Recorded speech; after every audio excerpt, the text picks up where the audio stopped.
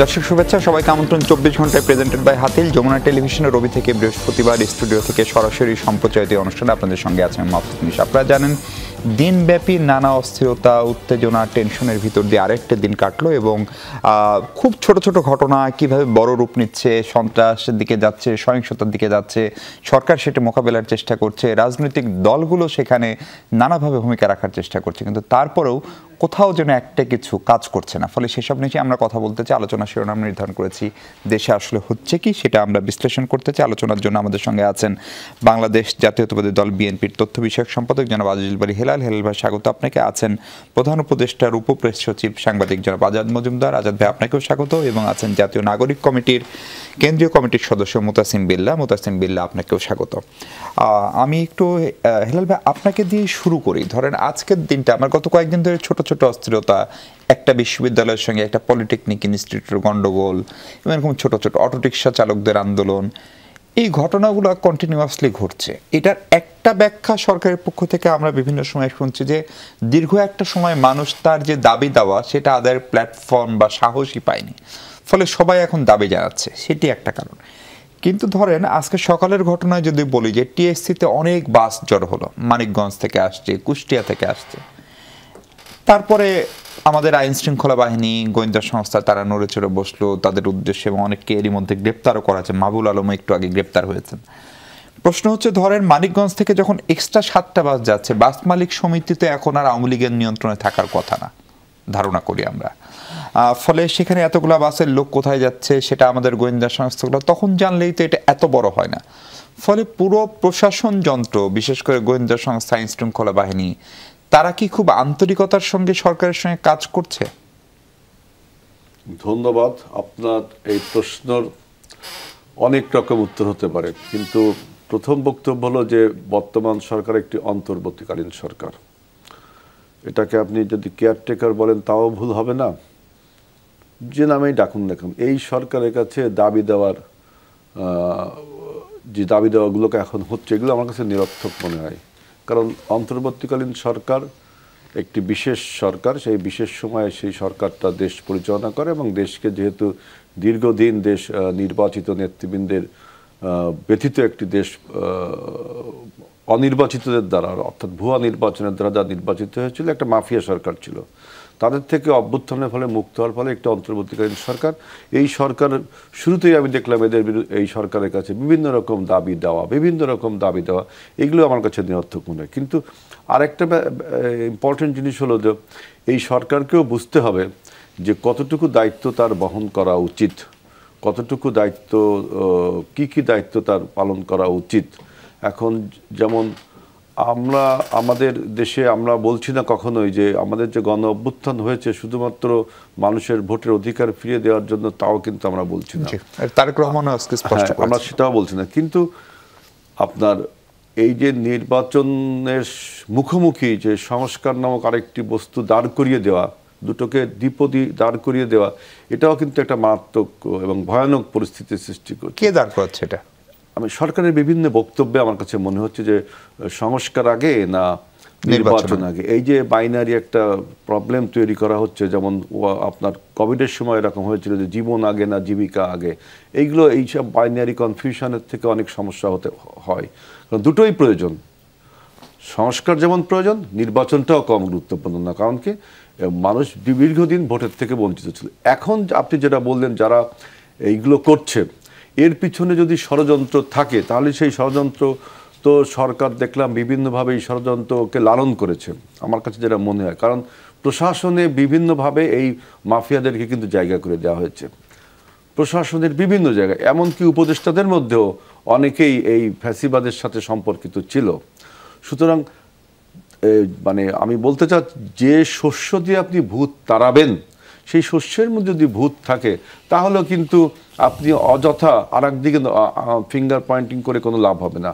আপনারা নিজেদের ভিতরে, অর্থাৎ সরকারের বিভিন্ন মেশিনারিজে, প্রশাসন বলেন, পুলিশ বাহিনী বলেন, অন্য যে আরও সংস্থাগুলো, সেখানেও যদি পরাজিত বা পলাতক মাফিয়াদের দোসররা বসে নেই, এবং তাদেরকে যদি আপনি লালন পালন করেন সরকার থেকে, তখন তো তারা ন্যাচারালি এই সরকারকে ব্যর্থ করবার চেষ্টা করবে। আমরা তো বারবার বলছি, বিএনপি একমাত্র দল যে বারবার বলছে যে এই সরকারের কোনো রকম ব্যর্থতা মানে আমাদের দলের ব্যর্থতা, আমাদের দল। কিন্তু এই সরকার তো আমরা 17 বছর দীর্ঘ আন্দোলনের ফলে এই সরকারকে আমরা রক্ত দিয়ে সংগ্রাম করে লড়াই করে সরকারকে আমরা তৈরি করেছি। এই সরকারের কোনো রকম ব্যর্থতা মানে বাংলাদেশের ব্যর্থতা, গণতন্ত্রের ব্যর্থতা, আন্দোলনের ব্যর্থতা।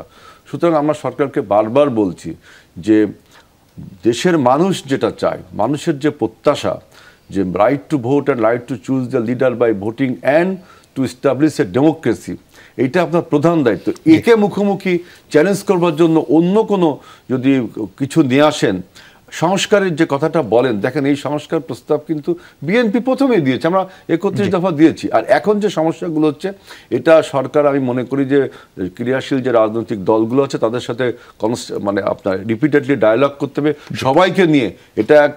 এটা ষড়যন্ত্র হিসাবে অভিহিত করেই সবাইকে নিয়ে এই সমস্যার সমাধান করতে হবে, কারণ আমরা কেউই চাই না যে এই সরকার বিব্রত হোক।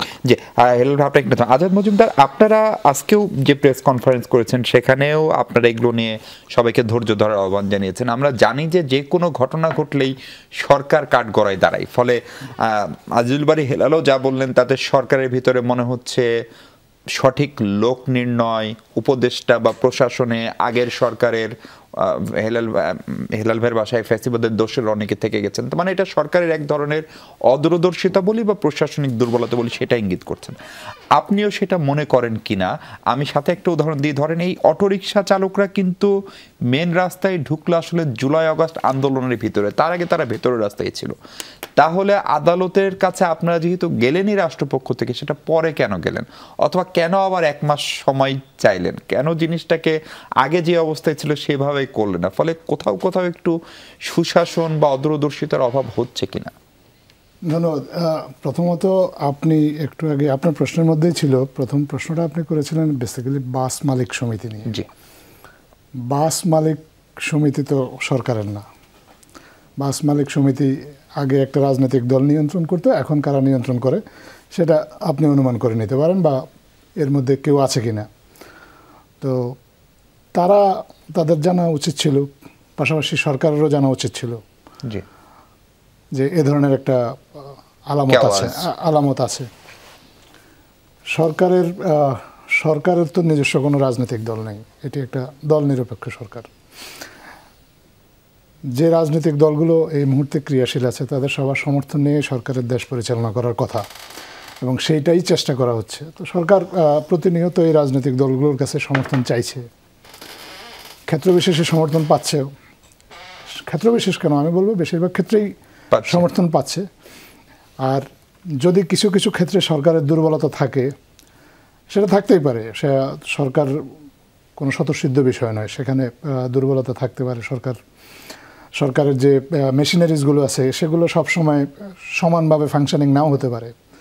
তো এসব ক্ষেত্রে আমরা তো যারা সরকারে আছেন, তারা আমাদের যারা রাজনৈতিক দলগুলো আছে, বিশেষ করে বিএনপি এই মুহূর্তে দেশের সবচেয়ে বড় রাজনৈতিক দল, তাদের একটা নেটওয়ার্ক আছে একেবারে তৃণমূল পর্যায়ে, তাদের ইউনিয়ন পর্যায়ে আছে। তাদের কাছেও সরকার সহযোগিতা চায়। এ ধরনের একটা যে ষড়যন্ত্র চলছে একটা দেশের পরিস্থিতিটাকে অস্থিতিশীল করে তোলার জন্য, ঘোলাটে করে তোলার জন্য, এটা তো সরকার প্রধানও বলেছেন, বিএনপির পক্ষ থেকেও বলা হয়েছে। সবাই জানে যে ষড়যন্ত্রটা হচ্ছে, এবং দেশ থেকে বিপুল পরিমাণ টাকা একসময় পাচার হয়ে গিয়েছিল, সেই টাকা নানা ফরম্যাটে এখন বিনিয়োগ হচ্ছে। আজকেও যে লোকগুলো এখানে জড়ো হয়েছে তাদেরকে টাকার লোভ দেখিয়ে এখানে আনা হয়েছে। এই লোকগুলো কিন্তু খুব সহজ সরল মানুষ, গ্রামের সাধারণ মানুষ। তাদের সাথে কথা বলে বোঝা গেছে যে তাদেরকে আসলে প্রতারিত করা খুব সোজা, তাদেরকে ধোঁকা দেওয়া খুব সোজা। কিন্তু এরা কারা দিচ্ছে, এটা সরকারের অবশ্যই দায়িত্ব। এটা যদি সরকার যদি জানতে না পারে তাহলে সরকারের ব্যর্থতা, এটা মেনে নিতে কোনো অসুবিধা নেই। কিন্তু আমি পাশাপাশি বলবো যে এটা আমাদের যারা রাজনৈতিক দল, যাদের একেবারে তৃণমূল পর্যায়ে সংগঠন আছে, এই গ্রামের লোকগুলোর সাথেও যাদের সম্পর্ক আছে, যোগাযোগ আছে, তাদেরও কিন্তু একটা দায়িত্ব আছে যে দেশটাকে, কিন্তু সবার আসলে মূল লক্ষ্যটা কি? সবার মূল লক্ষ্যটা হচ্ছে দেশটাকে ভালো রাখা। সরকারেরও তাই লক্ষ্য, রাজনৈতিক কর্মী যারা আছে, রাজনৈতিক দল, তাদেরও কিন্তু একই লক্ষ্য। কিন্তু আজাদ ভাই, আজকের এই অনুষ্ঠানে জোনায়েদ সাকির নিজেই বলেছেন সকালে তার নিজেরও যাওয়ার কথা ছিল, তিনি অতিথি ছিলেন। ফলে এই সময়ে এরকম একটি যে নাম মানে সংগঠনটির, যে তারা একটি অহিংস অভ্যুত্থান, এই আপনি 3 মাস হয়নি একটা অভ্যুত্থানের, আবার আর একটা অভ্যুত্থান, সেই নামে এই সরকারের বা এই আন্দোলনের অন্যতম স্টেক হোল্ডার গণসংহতি আন্দোলন, তার নেতৃবৃন্দও যাবেন, এইটা আপনারাও জানতেন না? না, এটা তো আমরা জেনেছি, অনেক পরে জেনেছি, যখন ততক্ষণে হয়তো কিছুটা দেরি হয়ে গিয়েছে, ততক্ষণে কিছু লোক ঢাকার পথে রওনা হয়ে গিয়েছে বা পৌঁছেও গেছে, কেউ পৌঁছেও গেছে।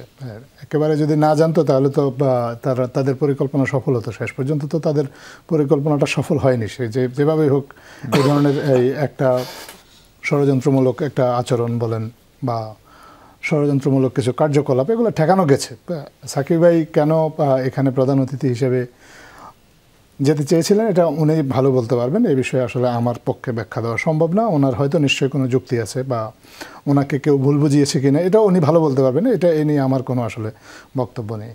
আমাদের যেটা বক্তব্য সেটা হচ্ছে যে আমাদের সরকারের পক্ষ থেকে প্রশাসনের যেই অঙ্গগুলোকে কাজে লাগালে এই ধরনের পরিস্থিতিকে ঠেকানো সম্ভব, আমরা সম্ভব সব রকমের চেষ্টা করছি। শুরু থেকে ভাই একটা কথা বলেছেন, খুবই গুরুত্বপূর্ণ কথা, যে এই সরকারের কাছে তো এত দাবি দেওয়া জানানোর কথা না। এটা একটা বিশেষ সরকার, বিশেষ সরকারের কিছু বিশেষ দায়িত্ব আছে। সেই দায়িত্বগুলোই সরকার আসলে পালন করার কথা। বিশেষ দায়িত্বের পাশাপাশি দৈনন্দিন সরকার পরিচালনা করারও একটা দায়িত্ব আছে, রুটিন ওয়ার্ক, এগুলো করতে হবে। কারণ মানুষের জীবন তো থেমে নেই, জীবন বহমান একটা জিনিস। মানুষকে বাজার করতে হয়, মানুষকে রাস্তায় নেমে যাতায়াত করতে হয়, মানুষের নানাবিধ চাহিদা আছে, এগুলোর যেমন পূরণ করতে হয়। পাশাপাশি যে বিশেষ ভাই মনে হয়নি যে সরকারও এই দাবি জানানোর জন্য এই সরকারই পারফেক্ট, এরকম একটা অবয়ব তৈরি করেছে, সংস্কারের কথা বলে, রাষ্ট্র বিনির্মাণের কথা বলে, রাষ্ট্র মেরামতের কথা বলে। আমি এটার সাথে আপনার সাথে মোটেও একমত নই। সরকার যেটা করেছে যে মানুষকে কথা বলার স্বাধীনতা দিয়েছে। কারণ সরকারের কাছে এটা একটা বড় দাবি ছিল। 15 বছর মানুষ কোনো কথা বলতে পারতো না, ফলে এটা দাবি ছিল, মানুষের মধ্যে অনেক পুঞ্জীবিত ক্ষোভ ছিল। মানুষকে কথা বলার সুযোগ দিয়েছে। মানুষ তো কথা বলবে, মানুষের মধ্যে অনেক দাবি তো আছে ন্যায্য, সব দাবি তো একেবারে অন্যায্য না। তো মানুষ সেই দাবিগুলো জানিয়েছে, যে দাবিগুলো তাৎক্ষণিকভাবে সমাধান করা সম্ভব সেগুলো সরকার চেষ্টাও করেছে। পাশাপাশি সরকার কিন্তু এই আপিলটা জাতির উদ্দেশ্যে প্রধান উপদেষ্টা যে ভাষণটা দিয়েছিলেন প্রথম দিনে কিন্তু উনি বলেছিলেন যে আপনাদের সব দাবি দাওয়াই আমরা শুনবো, আমরা আপনাদের কথা শুনতে চাই, কিন্তু আপনারা আমাদেরকে যৌক্তিক চ্যানেলে সেটা জানান, যেন কোনোভাবে অন্য মানুষের কোনো দুর্ভোগ সৃষ্টি না হয়। সেই আপিলটা উনি কিন্তু প্রথম থেকেই রাখছেন, এখনও রাখছেন। এটাই আমি মনে করি যে স্বাভাবিক একটা বিষয়। মানুষকে তো তার বক্তব্য জানানোর সুযোগ দিতে হবে। যদি না দেওয়া হয়, যদি আগের সরকার যেভাবে মানুষকে দমিয়ে রেখেছে সেটা যদি এই সরকারও করে, তাহলে তার মৌলিক কোনো পার্থক্য তৈরি হলো না। সরকার এই জন্য সরকারের দায়িত্বটা পালন করছে এবং মানুষকে তার কথা বলা। আপনাকে একটু থামাই মুতাসিম বিল্লাহ, আপনার কাছে আমার প্রথম প্রশ্ন হচ্ছে, জাতীয় নাগরিক কমিটি নিয়ে কালকে বৈষম্য বিরোধী আন্দোলনের মুখ্য সমন্বয়ক ছিলেন এই অনুষ্ঠানে, তিনি বলেছেন যে যারা সরাসরি ছাত্র তারা বৈষম্য বিরোধী ছাত্র আন্দোলনের সঙ্গে, কিন্তু যেহেতু এটা শুধু ছাত্রদের, এখানে নাগরিক ছিলেন, নাগরিক সমাজ ছিলেন, তাদের প্ল্যাটফর্ম হচ্ছে না আপনারা জাতীয় নাগরিক আন্দোলন। যে একটু আগে আজাদ ভাই যেটা বললেন, প্রফেসর ইউনূস যেটা বলেছেন, তাকে সরকারে এনেছেন বা এখন যারা সরকার এনেছেন এই ছাত্ররা যারা আন্দোলন করেছেন, গেল ফ্যাসিবাদ আমলের পতন ঘটিয়েছেন, সেই বৃহত্তর অর্থে আপনারাও তাইলে সরকারকে এনেছেন বা সেটার অংশ, অথবা আপনারা এক ধরনের শ্যাডো সরকারি দল নিজেদেরকে মনে করেন কিনা? ধন্যবাদ আপনাকে। আমি আসলে আপনার প্রশ্নে যাওয়ার আগে একটু শুরু যেটা দিয়ে করতে চাই সেটা হচ্ছে, আজাদ ভাই খুব সুন্দর করে বলছিলেন যে যারা গতকালকে বা আজকে আমরা যাদেরকে রাস্তায় দেখেছি তারা খুব সহজ সরল মানুষ, তাদেরকে বোকা বানানো বা ধোকা দেওয়াটা অনেক সহজ। কথাটার সাথে আমি একটু অ্যাড করতে চাই, সবচেয়ে বড় ধোকা দেওয়া সহজ হচ্ছে আমাদের এই সর্বস্তরের যারা সাধারণ জনগণ আছে তাদেরকে। আমরা ধোকা খেতে খেতে আমাদের পুরো বাংলাদেশের ইতিহাসের পর থেকে, স্বাধীন হওয়ার পর থেকে ধোকা খেতে খেতেই আসলে এই পর্যন্ত এসেছি। এই জন্য আমার আসলে ওই কথাটা আমার মনে হয়েছে যে এটা আসলে খুবই প্রাসঙ্গিক একটা কথা। দেখেন বাংলাদেশ এখন যেভাবে চলছে, যেভাবে বাংলাদেশের এই গণঅভ্যুত্থানের পরে দেশ চলবে বা সামনে যাবে, যেভাবে আমরা আশা করেছিলাম সেইভাবে কি আসলে এই দেশ যেতে পারছে কিনা, সেইভাবে আসলে এই দেশকে পরিচালিত হতে দেওয়া হচ্ছে কিনা, কিংবা সামনের যে রূপরেখা নিয়ে আমরা কথা বলছি সেটা নিয়েও হচ্ছে কিনা, সেই জায়গাটাতে আমরা আসলে অনেকটাই ধোকার শিকার হচ্ছি যারা আমাদের এখানে। এই নীতি নির্ধারণী পর্যায়ে আছেন, যারা বড় বড় এখনো ধোঁকার শিকার হচ্ছেন আমার কাছে মনে হয়, আমি ব্যাখ্যা করছি সেটা, এবং যারা বড় রাজনৈতিক পক্ষগুলি আছেন তাদের কাছ থেকে। সেটা যাওয়ার আগে যেহেতু আপনি যে প্রশ্নটা করেছেন সেই জায়গাটাতে একটু অ্যাড করতে চাই। আমরা নিজেদেরকে অবশ্যই মনে করি যে ওই কথার সাথে আমরা একমত যে এই সরকার যেটা অন্তর্বর্তীকালীন সরকার বসেছে সেটা অবশ্যই এই ছাত্র জনতার যেই গণ অভ্যুত্থান হয়েছে সেই গণ অভ্যুত্থানের যে শক্তি, সেই শক্তির মাধ্যমে এই সরকার প্রতিষ্ঠিত হয়েছে। কিন্তু জাতীয় নাগরিক কমিটিকে আমরা আসলে শ্যাডো সরকার হিসাবে বা সরকারের একটা শ্যাডো হিসাবে পরিচয় দিতে চাই না। আমরা যেমনিভাবে আপনি দেখেছেন গতকালকে আমাদের একটা প্রেস কনফারেন্স আমরা করেছি, যেখানে এই যে নির্বাচন কমিশন গঠন করা হয়েছে এবং তাদের শপথ অনুষ্ঠান কেন্দ্রিক যে আয়োজন সেটাকে আমরা প্রত্যাখ্যান করেছি এবং সেটার প্রতিবাদ জানিয়েছি।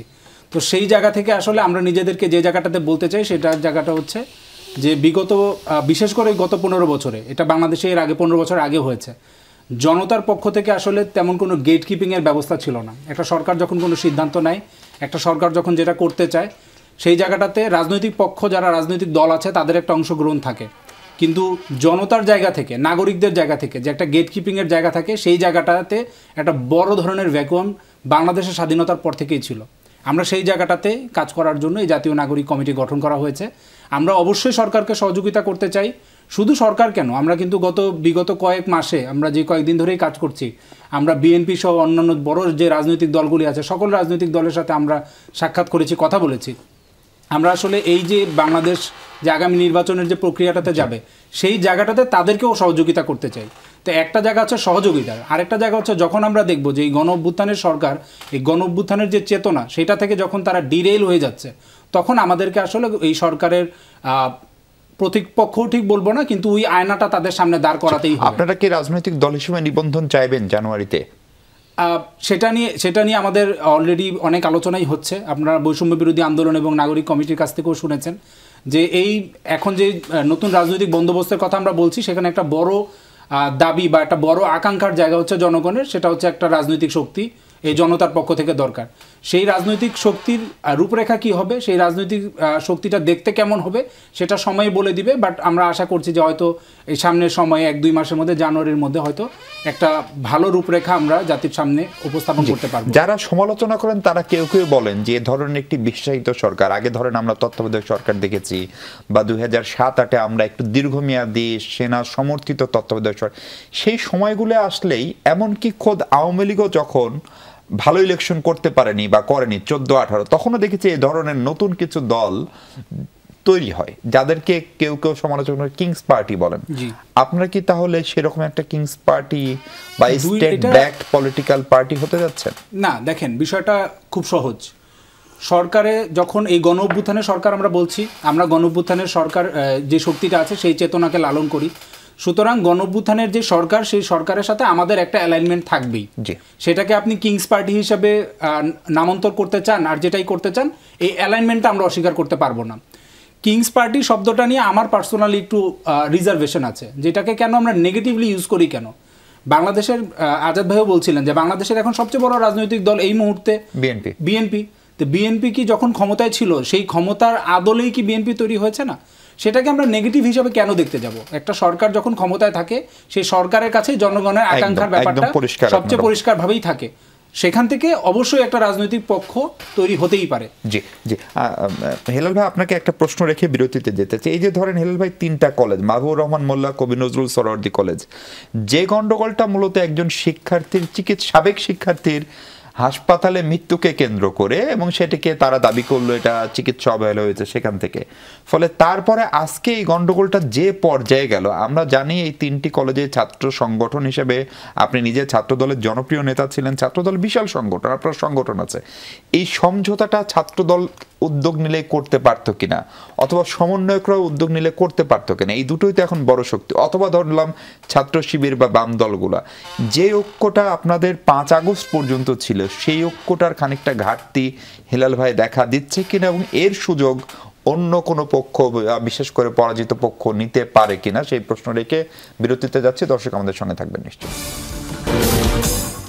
দর্শক, সমসাময়িক অস্থিরতা নিয়ে কথা বলছি আমরা 24 ঘন্টা। আমাদের সঙ্গে বিএনপির তথ্য বিষয়ক সম্পাদক আজিজুল বারী হেলাল আছেন। হেলাল ভাই, আপনার কাছে প্রশ্ন ছিল এই ধরনের 3 কলেজের ঘটনা, এই ঘটনাগুলোতে যে পর্যায়ে গেল আজকে, আমরা জানি যে নানা কারণে পুলিশ এখনো পুরোপুরি পারফর্ম করছে না, অথবা ধরেন এই সরকারও তো আগে দেশ চালায়নি, ফলে তাদের অভিজ্ঞতা হয়তো বিএনপি বা রাজনৈতিক দলগুলো সরকারের মতো না, ফলে তাদের যদি খানিকটা দুর্বলতা থাকেও, ছাত্র দল যদি উদ্যোগী হতো, সমন্বয়কদেরকে যদি ডেকে নিত, ছাত্র শিবির যদি উদ্যোগী হতো, তাহলে এই সংকটটাকে এই পর্যায়ে যেত। আপনি ছাত্র দলের মূল নেতা ছিলেন। এটা তো একটা অল অন সাডেন আপনার একটা ইনসিডেন্ট, কালকে থেকে হচ্ছে। কিন্তু এখন দেখেন, এক ধরনের প্রচারণা আছে যে শিক্ষাঙ্গনের ছাত্র রাজনীতি বন্ধ, এটা মূর্খ লোকের মতো ভাষণ। সেই ভাষণটাও কিন্তু জনপ্রিয় করে তোলা হয়েছে কোনো একটা ষড়যন্ত্রকারী মহল থেকে। ছাত্র রাজনীতি বন্ধ করা শিক্ষাঙ্গনে, তাহলে কি ছাত্র রাজনীতি হবে শিল্পাঙ্গনে? ছাত্র রাজনীতি মাঠে হবে? অর্থাৎ এই সমস্ত কথাবার্তা বলে অনেক ছাত্র রাজনীতির বা ছাত্র নেতাদের যে মান, যে দাম, যে একটা আপনার সংঘর্ষ, তারা প্রভাব যে আপনার এড়াতে যাবে, তখন তাকে যে আবার আপনার মিসকোট করে তাকে মেলাইন করা হবে না, সেটাকে ফ্যাব্রিকেট করে সেই সংগঠনকে, তার কোনো আপনার গ্যারান্টি নেই। তারপরেও যেহেতু এই ঘটনাটা এরকম এই কলেজগুলোতে হচ্ছে, নিশ্চয়ই জাতীয়তাবাদী ছাত্রদল তার ছাত্র রাজনীতির সীমাবদ্ধতার মধ্যে সেটা করবে, এটা আমার বিশ্বাস এবং এটা আমার ধারণা। আরেকটা বক্তব্য হলো, দেখেন এই যে আজকে যে অস্থিরতাগুলো তৈরি হয়েছে, দাবি দেওয়ার শহরে পরিণত হচ্ছে ঢাকা শহর, এইটার একটা যদি মূল খুঁজতে চান, যে মোতাসিম বিল্লাহ বারবার যেটা বলছে যে গণ অভ্যুত্থানের সরকার, গণ অভ্যুত্থানের শক্তি, এখন এই গণ অভ্যুত্থানের ব্যাপ্তিকাল কত? দুনিয়া কাঁপানো 34 দিন না 17 বছর? এটা একটা ন্যারেটিভ কিন্তু তৈরি করা হয়েছে ইচ্ছা করে, হয় অনভিজ্ঞতার ফলে তৈরি করা হয়েছে, অনৈক্য। যে আমরা যেমন সারা বাংলাদেশের মানুষ, পৃথিবীর মানুষ জানে যে এই আন্দোলন, এই গণ অভ্যুত্থান, এই বিপ্লবের ব্যাপ্তিকাল গত 17 বছর, লাস্ট 34 ডেজ, যে দুনিয়া কাঁপানো 34 দিন যেটা আমাকে বলি, এর ফলে এই বিপ্লবের উপসংহার টানা হয়েছে। এই জন্য বলি, এই ছাত্ররা হলো আমাদের এই গণ অভ্যুত্থান বা বিপ্লবের সন্তানেরা। নেপোলিয়ান বোনাপার্ট যেমন ফ্রেঞ্চ বিপ্লবের সন্তান বলা হতো আপনার শেষের দিকে, ঠিক এরকম আপনাকে বিপ্লবের ব্যাপ্তিকাল নিয়ে আপনি একটা দ্বিপদী তথ্য দাঁড় করা। আবার কিছু দেখলাম কে মাস্টার মাইন্ড, এটা হয় এত বড় একটা গণ অভ্যুত্থান 17 বছর ব্যাপী, যার ভিত রচনা হয়েছে, যার ক্ষেত্র রচনা, তার মধ্যে আপনি মাস্টার মাইন্ড খুঁজছেন। যেভাবে মুক্তিযুদ্ধ এবং অমুক্তিযোদ্ধা, স্বাধীনতা বিরোধী করে আওয়ামী লীগ দেশটাকে 2 ভাগ করেছিল, এইগুলো কিন্তু তাই। হঠাৎ করে সরকার বললেন যে আমাদেরকে ছাত্ররা ক্ষমতায় বুঝেছে। Is it right statement? Was it right statement যে ছাত্রতায় ক্ষমতা, সারা দেশের মানুষটাকে ক্ষমতায় বুঝিয়েছে? কারণ আমাদের এই সরকারের বিউটিটা হলো যে আমাদের সরকার প্রধান একটা ইন্টারন্যাশনাল ফিগার, তার যে মান, অ্যাকসেপ্টেন্স এবং অ্যাকসেপ্টেবিলিটি টু দ্য ওয়ার্ল্ড, এটার জন্য আমি করি বর্তমান সরকারের সুনাম আরও বেশি বৃদ্ধি পেয়েছে। এই সরকারের উপদেষ্টা পরিষদের কথা আমি বলছি না, আমি প্রধান উপদেষ্টার কথা বলছি, সেটা ইন্টারন্যাশনাল ফিগার। এবং তিনিও যখন বলেন যে আমাকে ছাত্ররা বসিয়েছে, নিশ্চয়ই তিনি স্বতঃস্ফূর্ত হয়ে বলছেন কিনা বা কোনোভাবে বলানো হয়েছে কিনা। তারপরে যা একটা কথা শুনলাম, যে কতগুলো কথা যেমন বলা হয় যে সংস্কার যত দ্রুত চলবে, নির্বাচন তত দ্রুত চলবে। এই কথাটা কিন্তু তখনই আমি বলতাম এটা একটা কেমন ধরনের কথা হয়ে গেল। এখন যদি সংস্কারের ফ্রন্ট আপনি 500 ফ্রন্ট খুলে ফেলান, তাহলে কত দ্রুত আপনি করতে পারেন, কত স্পিডে, আলোর গতির থেকেও বেশি গতি সম্পন্ন হবে নাকি আপনি ফ্রন্ট যদি বেশি খুলেন? সেই জন্য প্রথমে বলছিলাম যে কাজের দায়িত্ব আপনার না, সেই কাজের বোঝা বহন করা ঠিক না। সরকারের মধ্যে দেখেন এই যে আজকে, তাইলে এই সরকারের কাজের দায়িত্ব কি? শুধু নির্বাচন দেওয়া? এই যে ভাই যেটা বললেন, রুটিন দায়িত্ব তো আছেই। তারপরে এই সরকার আপনার গঠিত হলো কি জন্য? যে বাংলাদেশের ডেমোক্রেসি হাইজ্যাক হয়ে গেছিল, বাংলাদেশের মানুষের ভোটের অধিকার হাইজ্যাক হয়ে গেছিল, কিছু অনেক ইনস্টিটিউশন ভেঙে পড়ছিল। অতএব এই গণতান্ত্রিক ব্যবস্থাকে ঠিক করবার জন্য যতটুকু প্রয়োজন, ঠিক ততটুকু, তাও আপনার যা আমাদের যে রাজনৈতিক দলগুলো আছে তাদের সাথে আলোচনা করে কনস্ট্যান্টলি আপনার আলাপ আলোচনা। দেখেন আমি একটু বলি যে ইজি বাইক হঠাৎ করে একজন রিট করলে, একজন আপনি ইজি বাইক বন্ধ করে দিলেন, না বুঝে এটা দিয়ে দিলেন, আবার সেটা আদালত করেছে। না না দেখেন, এইভাবে কথা বললে কিন্তু হবে না। এখন আপনি আবার তাই তো আপনি কথা বলতে পারেন, আপনাদের বিরুদ্ধে কিছু বলা যাবে না নিয়ম অনুযায়ী। যে আপনি একজন রিট করলো, সব রিট করলেই কি আদালত নিতে হবে নাকি? রিট করলো, এটার উদ্দেশ্য তো বুঝতে হবে। আপনি বন্ধ করলেন, এখন আবার চালু করলেন, তাহলে আদালত আবার চালু করলো কীভাবে? আবার চালু করলেন না ব্যাটারি চালু করতে পারবে। তার মানে এই যে সিদ্ধান্ত নিতে অস্থিরতা, অনভিজ্ঞতা, আমি এইটার কথা বলছি। আপনার দেখেন যে নিত্যদিনের নিত্য পণ্যের দাম, আপনি এই ব্যাপারে কিছু অ্যাড্রেসই করতে পারছেন না, বুঝতেছেন না। আপনার ডেঙ্গু মশার এর জন্য যে কত লোক মারা যাচ্ছে, এই খবরও আপনি মানে এই খবর ছাপা হলেও সরকার কোনো কিছু করতে পারছে না। এই যে অনভিজ্ঞতা, এই যে আপনার মানে অদক্ষতা, এই জন্য বলছি যে জাতীয় দলগুলোর সাথে আলোচনা করে কিভাবে আমরা একটি নির্বাচিত সরকার, যেই সরকারের স্ট্রেংথ বেশি থাকে, বুঝছেন, এখন যে সরকার, এই সরকার বিভিন্ন রকম আপনার এলোমেলো সিদ্ধান্ত নেওয়ার ফলেই কিন্তু আজকে অনেকে, যেমন আপনি দেখেন এসএসসির পরীক্ষার্থীরা গেল, আপনি তাকে চ্যালেঞ্জার এটা করে তো সবাই পেল। আপনি এই যে আনসার বিদ্রোহ, আপনি প্রশাসন যে আপনি ছাত্রদেরকে ঢেকালেন, এতে কি হচ্ছে? এতে সবাই উৎসাহিত হচ্ছে বা একটু লাই পাচ্ছে, এবং এতে বোঝা হচ্ছে যে আপনি ছাত্রদেরকে কোনোভাবে আপনার একটা বিশেষ বাহিনীতে পরিণত করতে যাচ্ছেন, যেটা খুবই আমাদের ভবিষ্যতের জন্য খুব খারাপ হয়ে যাচ্ছে। আপনার বক্তব্য পড়েছে আজাদ ভাই, আপনি যদি এই বক্তব্যের পরিপ্রেক্ষিতেই কিছু বলেন যে ছাত্রদেরকে একটু, হেলাল ভাই বিশেষ বাহিনী বলছে, একটু বেশি প্রশ্রয় দিচ্ছেন কিনা, অথবা যে দাবি নিয়ে আসছে, একটা উদাহরণ দিলেন, একদম শুরুর দাবি, ওই সময় সরকার অল্প কয়েকদিন সচিবালয়ে গিয়ে পরীক্ষা বাতিল, তারপরে সেই ফলাফলের পরে কি হলো সেটাও আমরা দেখেছি। ফলে সরকারের এই দুর্বলতা, অথবা যদি এটাকে ভালো মানুষই বলি খুব ভালো অর্থে, অথবা আপনি যেটা বললেন মত প্রকাশের স্বাধীনতা, সেইটাকে যে অন্যরা কাজে লাগাতে পারে এই দেশের বাস্তবতায়, সেইটা বুঝতে কি সরকারের একটু দেরি হচ্ছে? ধন্যবাদ। আসলে এটা দুর্বলতা বা সবলতার বিষয় না ভাই, কিছু বিষয় উত্থাপন করেছেন যেগুলো একেবারে মৌলিক বিষয়। সরকারের দায়িত্ব কি, নির্বাচন কখন হবে, সংস্কার কিভাবে হবে, এগুলো নিয়ে আসলে খুব বেশি দ্বিমত নেই। পদ্ধতিটা কি হবে সেটা নিয়ে হয়তো আলোচনা হবে, আলোচনার সুযোগ আছে। উনি বলেছেন যে অনেকগুলো সংস্কারের দায়িত্ব নিয়েছেন। সরকার প্রধান কিন্তু বলেছেন যে সংস্কার যে কমিশনগুলো করা হয়েছে তাদের যে সুপারিশগুলো আসবে, সব সংস্কার হয়তো সরকার করতে পারবে না। কতটুকু করতে পারবে বা কতটুকু করা উচিত, এটা আসলে ঠিক করবে দেশের রাজনৈতিক দলগুলো। তারা, কারণ আলটিমেটলি দেশ পরিচালনার ভার কিন্তু রাজনীতিবিদদেরকেই নিতে হবে, সে যে দলের রাজনীতিবিদই হোক। নির্বাচনের মাধ্যমে যারা আসবেন তারা দেশটা পরিচালনা করবেন দীর্ঘমেয়াদে।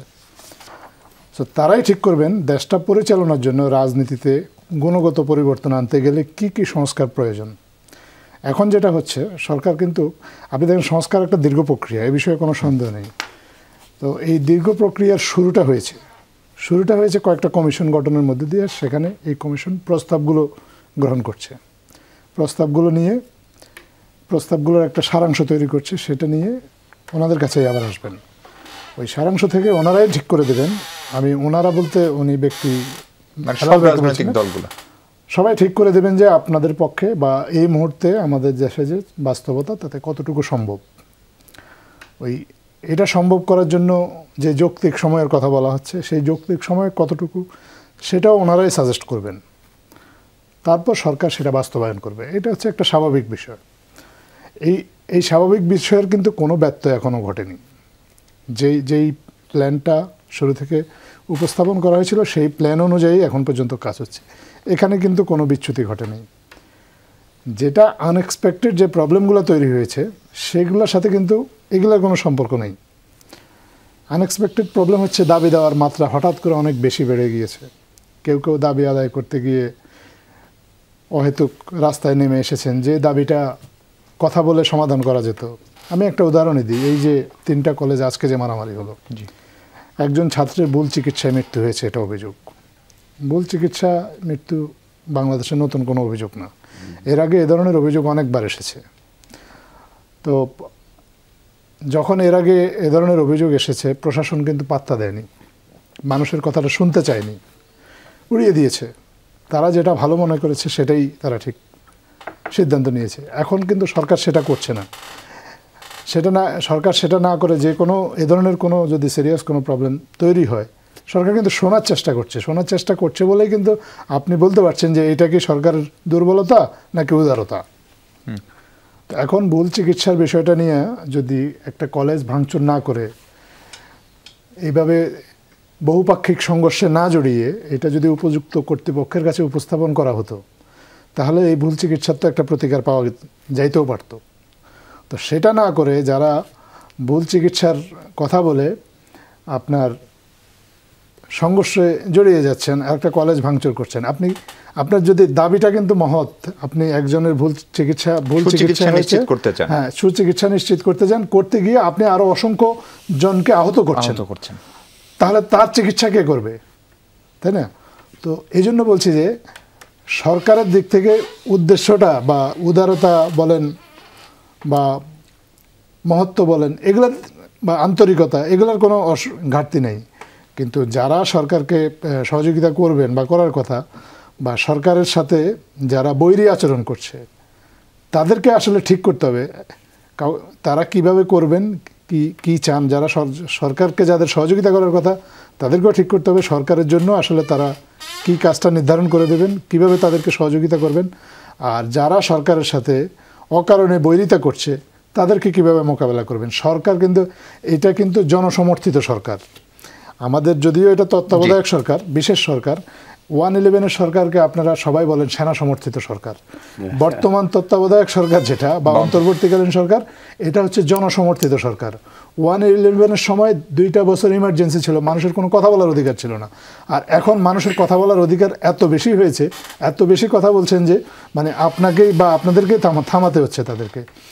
সো সরকারের শক্তিটা হচ্ছে এই যে সরকারকে যারা সমর্থন দিচ্ছেন তাদেরকেই ঠিক করতে হবে সরকার কিভাবে ফাংশনাল করবেন, এফেক্টিভ ওয়েতে সরকার কিভাবে চালাতে পারে। মুতাসিম বিল্লাহ, আপনি যদি উপদেষ্টা মাহফুজ আলমের স্ট্যাটাস, আজকের স্ট্যাটাসটা দেখেন, সেইটার কথা হচ্ছে যারা বিরোধিতা করছে উনি সেইখানে মানে গতানুগতিক অর্থে আওয়ামী লীগকে সরাসরি দায়ী করেন না বা বলেন না। উনি বরং বলছে আন্দোলনের সঙ্গে থাকা ডান এবং বাম রাজনৈতিক শক্তি যারা তাদের প্রত্যাশা পূরণ হয়নি, এটা আসলে কাদেরকে মিন করুন? অথবা ধরেন আপনারাই কালকে নির্বাচন কমিশন গঠন নিয়ে সরকারের বিরুদ্ধে যে স্ট্যাটাস দিলেন, সেটিও কি তাহলে ওই একই কারণে? আপনাদের কোনো প্রত্যাশা ছিল?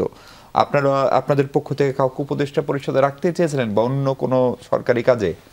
এটা অবশ্যই না। মানে মাহফুজ আলম যে স্ট্যাটাস দিয়েছেন সেটার প্রকৃত মানে উনি নিজেই বলতে পারবেন। কিন্তু বিষয়টা হচ্ছে যে এখানে যে রাজনৈতিক পক্ষ যারা কিনা এই গণ অভ্যুত্থানের সাথে সম্পৃক্ত ছিল, তাদের মধ্যে বিএনপি যেমন আছে, তেমনি আপনি একটু আগে গণসংহতি আন্দোলনের কথা বলছিলেন, অন্যান্য অনেক রাজনৈতিক পক্ষের কথাই বলছিলেন। তাদের মধ্যে তো অবশ্যই একটা ডিসস্যাটিসফ্যাকশন কাজ করছে, দেখেই আমাদের মধ্যে এই রাজনৈতিক যে একটা উত্তেজনা বিরাজ করছে, একটা মতের বিরোধ বা একটা মত পার্থক্য বিরাজ করছে, সেটা তো পরিষ্কার। যদি আমাদের ওই জায়গাটাতে অ্যালাইনমেন্টটা ঠিক থাকতো, তাহলে তো আর এই ধরনের মত পার্থক্য তৈরি হতো না। আমি খুব বিস্মিত এবং একটু অবাকও। আমি জানি না, মানে এইখানে হয়তো এত কথা বলার সময় এবং সুযোগ আমার হবে না, কিন্তু আমাদের এখানে দুজন অভিজ্ঞ মানুষ এখানে বসা আছেন, তাদের গত 5-7 মিনিটের কথা আমি খুব বিস্মিত। একজন তরুণ হিসেবে এই রাজনৈতিক অঙ্গনে আমাদের যে অবস্থান, সেই জায়গা থেকে আমি খুবই বিস্মিত। হেলাল ভাই বলছিলেন যে এই যে আমাদের দেশে যে একটা গণঅভ্যুত্থান হয়েছে, সেটাকে যখন আমরা ছাত্র জনতার আন্দোলন বলি, সেটাকে ভাই খুব ভালোভাবে এগ্রি করতে পারছিলেন না যে এটা একটা গত 17 বছরে একটা ধীরে ধীরে গড়ে তোলা একটা আন্দোলনের উপসংহার উনি বলছেন। কিন্তু উনি কিন্তু আবার যখন এই সংস্কার কিভাবে হবে, এই সংস্কার কি হবে সেটা ডিসাইড করছেন, উনি বলছেন রাজনৈতিক দলগুলো করবে। দেখেন, এই গণঅভ্যুত্থান শুধুমাত্র রাজনৈতিক দলের অংশগ্রহণে যদি হতো, তাহলে যখন বিএনপি নেত্রীকে তাকে বাসা ছাড়া করা হয়েছে এবং বিএনপির অসংখ্য নেতাকর্মীকে অন্যায়ভাবে জেলে ভরা হয়েছে, তাদের উপরে অমানবিক নির্যাতন করা হয়েছে, যেগুলোর সাক্ষী ওনারা নিজেরা, যদি শুধুমাত্র রাজনৈতিক দলের একটা আন্দোলনের কারণে যদি গণঅভ্যুত্থান হতো, তাহলে সেটা আরো 10 বছর আগে হয়ে যেত। রাজনৈতিক দল বলেন না, উনি বলেছেন আমি বলছি যে প্রেক্ষাপটটা তারা, কিন্তু সংস্কারের কথা যখন বলছেন, এই সংস্কারের ওনারশিপ যখন নিতে চাচ্ছেন, তখন আজাদ ভাইও বললেন, হেলাল ভাইও বললেন যে এটা ঠিক করবে রাজনৈতিক দলগুলো। কেন রাজনৈতিক দলগুলো ঠিক করবে? এই গণঅভ্যুত্থানের শক্তি যে জনতা আছে, যে ছাত্ররা আছে, ছাত্র জনতা, নাগরিক যাদেরকে আমরা বলছি, তাদেরকে এখানে কোনো অংশগ্রহণ নাই। এই যে নির্বাচন কমিশন গঠন হয়ে গেল, এখানে যেই স্টেক হোল্ডারদের সাথে আলাপ আলোচনা করার দরকার ছিল, সেখানে কি ছাত্র জনতা নাগরিককে উপেক্ষা করা হয় নাই? সেই জিনিসগুলোর যখন আমরা ওনারশিপ নিতে যাই, তখন কিন্তু আমরা রাজনৈতিক দলগুলোকে পুরোপুরি ওনারশিপ দিয়ে দিচ্ছি। এই দেশ গঠন করবে কে, এই দেশের কী কী সংস্কার হবে, এই সরকারের কী কী দায়িত্ব আছে, সেগুলো আমরা খুব সুন্দরভাবে তাদেরকে ওনারশিপ দিই। কিন্তু যখন আন্দোলনের ক্রেডিটটা আমরা নিতে চাই বা আন্দোলনের ওনারশিপটা নিতে চাই, ডেফিনেটলি ওনাদেরকে তো আমরা বাদ দিতে পারবো না, কেউই বাদ দিতে পারবে না। তখন কিন্তু ওনারা সেটা সুন্দর করে ভাগ করে নিচ্ছেন। এই জন্য আমি খুব বিস্মিত।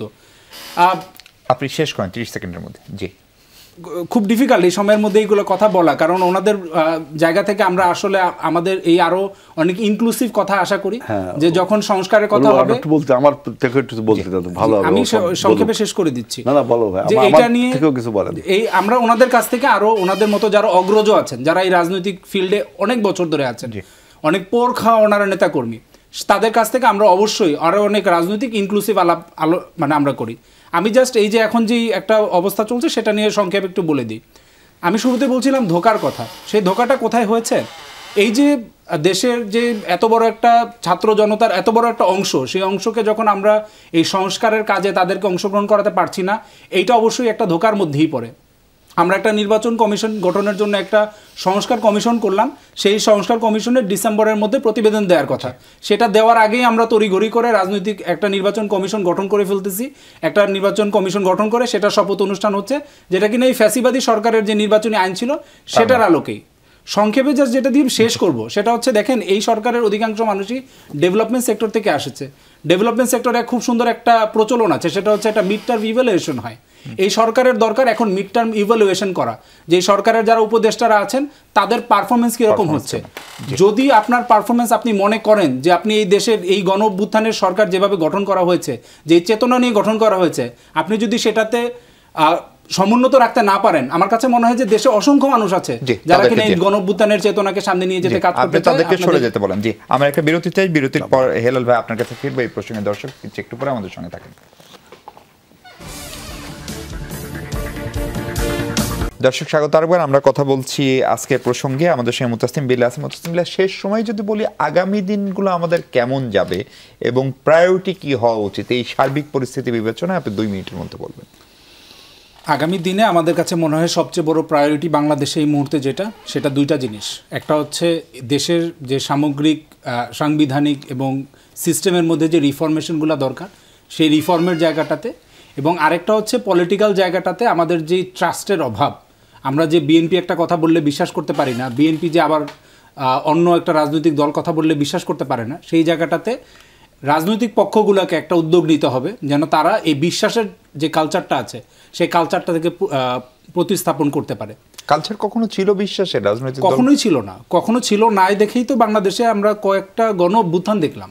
আমরা 90-এর দিকে একটা গণ অভ্যুত্থান দেখেছি, সেইটার স্পিরিটটাকে আমরা ধারণ করতে পারি নাই।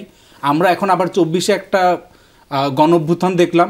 যদি বিশ্বাসের কালচার তৈরি করতে না পারি, তাহলে 10 বছর 15 বছর পর যে আরও একটা গণ অভ্যুত্থান দেখা লাগতে পারে, এরকম আরও 1000-10 মানুষকে জীবন দেওয়া লাগতে পারে, এবং এরকম একটা পরিস্থিতি তৈরি হওয়া যেতে পারে।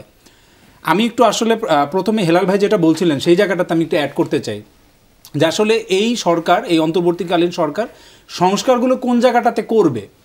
দেখেন, সংস্কার সব জায়গাতেই করা লাগবে। এই যে বর্তমান সংবিধান আছে, সেই সংবিধানের আলোকে বিএনপিকে একাধিকবার ক্ষমতায় ছিল না, দেশ পরিচালনা করে নাই। তারই ধারাবাহিকতায় গত আওয়ামী লীগ সরকার যে কোনোভাবে নির্বাচন হোক কিংবা না হোক, যেভাবেই হোক ক্ষমতায় তারা এসেছে। দেশের মানুষের ভাগ্যের কি পরিবর্তন হয়েছে? দেশের মধ্যে যে বৈষম্য দূর করার কথা ছিল, দেশের এই যে সাংবিধানিক যে প্যারালাইসিসগুলো রয়েছে, সিস্টেমেটিক প্যারালাইসিসগুলো রয়েছে, সেটা বিএনপি কিংবা আওয়ামী লীগ কিংবা অন্য যে কোনো রাজনৈতিক দল তারা কতটা দূর করতে পেরেছে। তার মানে মৌলিক সংস্কার করতে হবে, এটা হচ্ছে আপনার মৌলিক সংস্কার করতেই হবে, এবং মৌলিক সংস্কারের ব্যাপ্তি ততটুকুই হবে যতটুকু সংস্কার করলে আরো একটা দল যখন ক্ষমতায় আসবে তারা ফ্যাসিবাদী হয়ে উঠতে যেন উঠতে না পারে। ভাই, যে কথাটা মুতাসিম বিল্লাহ বলল, এটা আসলে মৌলিক সংস্কার, এবং এমন সংস্কার যেন আমরা আগের রাজনীতিতে ফিরে না যাই, যেটাকে মাহফুজ আলম নতুন রাজনৈতিক বন্দোবস্ত বলেন।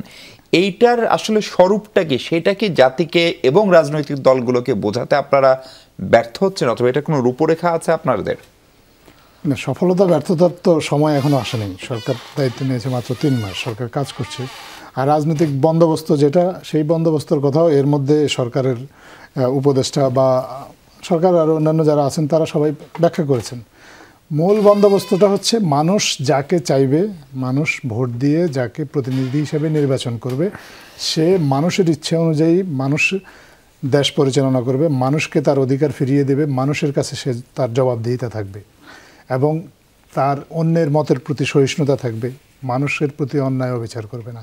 এই যে একটা মানে আমাদের দেশে যে রাজনৈতিক সংস্কৃতির অভাব, যেটা অনুপস্থিত, কিন্তু যে রাজনৈতিক সংস্কৃতিটা আমরা বিশ্বের অনেক গণতান্ত্রিক দেশে দেখি এবং আমরা স্বপ্ন দেখি আমাদের দেশটা আসলে যদি এরকম হতো, তো এইরকম একটা গণতান্ত্রিক ব্যবস্থা যেটা তৈরি করে দেওয়া হবে বা তৈরি করে দেওয়ার উদ্যোগটা চালু করে দেওয়া হবে। কারণ একটা গণতান্ত্রিক ব্যবস্থা বা একটা রাজনৈতিক সংস্কৃতি তো আসলে এই অল্প দিনে তৈরি হয় না, এটা একটা দীর্ঘ দিনের বিষয়।